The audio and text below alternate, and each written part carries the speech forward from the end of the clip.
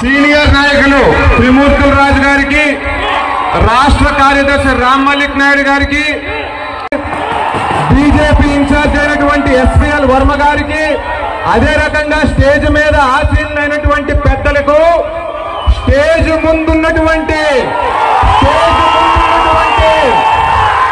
Telugu Desam party కార్యకర్తలకు, అభిమానులకు, యువకులకు, మహిళలకు అందరికీ నా నమస్కారాలు.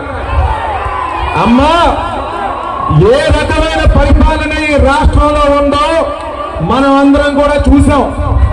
జగన్మోహన్ రెడ్డి గారి పరిపాలనతో గత 4 సంవత్సరాలు 11 నెలలుగా ప్రజలందరూ కూడా విసిగిపోయారు. ప్రజలందరూ కూడా జగన్మోహన్ రెడ్డిని ఎంత త్వరగా గద్దెదించుదాము, చంద్రబాబు నాయుడు గారిని, కూటమిని ఎంత త్వరగా ఎక్కిద్దామని చెప్పి చూస్తున్నారు. జగన్మోహన్ రెడ్డి గారికి పరిపాలన దక్షత అనేది లేదు.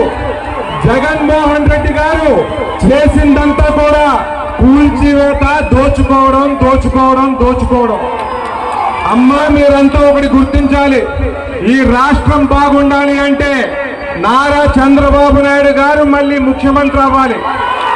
ఆయన అనుభవం ఈ రాష్ట్రానికి అవసరం.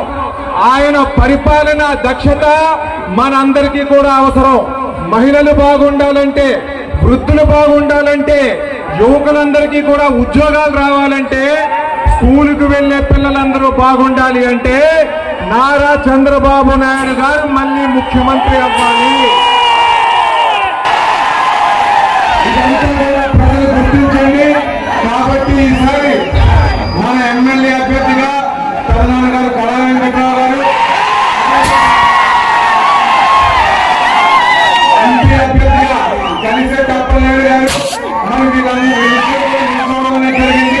కాబట్టి తెలుగుదేశం పార్టీ కార్యకర్తలందరూ కూడా మీ అమూల్యమైన ఓటుని సైకిల్ గుర్తు చేసి గెలిపించాల్సిందిగా తెలియజేస్తూ